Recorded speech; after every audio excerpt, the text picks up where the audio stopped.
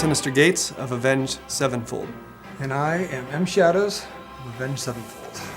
We're here to talk about the soundtrack to Hail to the King Deathbat, which is a retro sound that we haven't heard in a long time since the video games of the 80s and 90s. A sound that harkens back to the old school, but also very new school sounding in terms of production and the instruments used. It's pretty much a soundtrack. You have different songs for different levels. Yeah, you know, when you're exploring a level like Nightmare or exploring a level like A Little Piece of Heaven, you're going to be fighting the bosses to the actual track that the level is named after. But when you're, exploring the worlds, these new tracks that we wrote for the album are what plays. So, we did 8 new tracks to go along with the game. We were able to walk around the levels and just feel them out.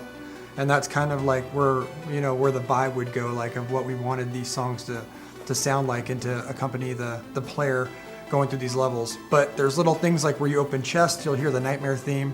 You hear doom, doom, doom, doom, doom, doom. Or when you open Master Key chests, you'll hear A Little Piece of Heaven play kind of in the background. I think when you talk to the Rev for the first time, Fiction plays for a second. So there's a lot of little nuances and things that happen, but not until you get to the bosses does the heavy metal version kick in and you hear the original track. It'll be similar because we wrote it, so it's going to probably have some familiar type of vibes that we do, but it's going to be different because it's arranged 100% differently. Like he said, we were just playing around levels, checking everything out, just choosing the arrangements, and it was a lot of fun because it kind of was a bit of a departure from what we're used to. I think we had an overall vibe. We knew we wanted to do some classic 8-bit throwbacks. All those games that I grew up loving, the Castlevanias and the Gauntlets and the Marios and the Zeldas, they all had a certain sound to them, and we wanted to capture that. We actually had a lot of help from Matt Baker, which was Zach's brother. So what we would do is we would use the program that he had, and we'd write the songs on the guitar and use drums and program drums and do all this stuff, but then we'd send it to him and let him do his thing with it because sometimes you just got to know when somebody's better at arranging things than you are. Honestly, if we had only 3 minutes and we needed 5 minutes, he's so talented, we let him go with that other 2 minutes. So he actually has some songwriting on here too, which is definitely cool to collaborate with somebody so unique.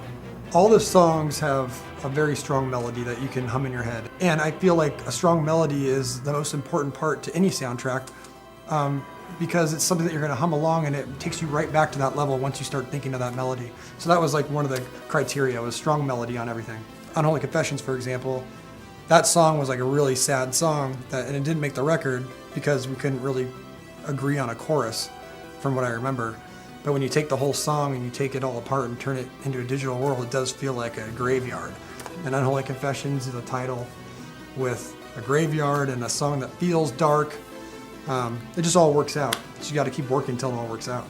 I think the soundtrack will be released at some point. Once it's in the game, it's going to be out there for people to listen to. I mean, you can go on YouTube and listen to it, do whatever you want.